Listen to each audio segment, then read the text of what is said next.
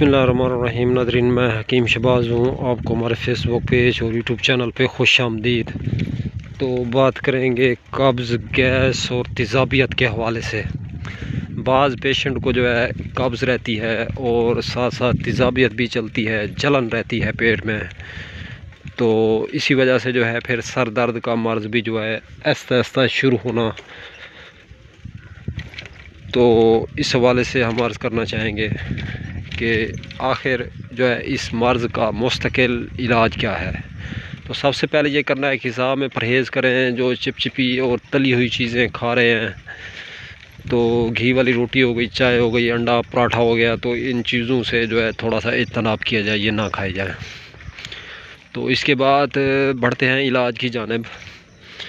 तो इस वीडियो की अहम डिस्कस जो है जारी रहेगी। उससे पहले ज़रूरी है कि आप हमारे फेसबुक पेज और यूट्यूब चैनल को जो है लाइक करें, तो वीडियो को ज़्यादा से ज़्यादा शेयर करें। तो बिना टाइम ज़ाया किए वीडियो जो है शुरू करते हैं। तो आपने करना क्या है नाज़रीन, के मुरब्बा आमला और मुरब्बा हरीड़ ले लेना है।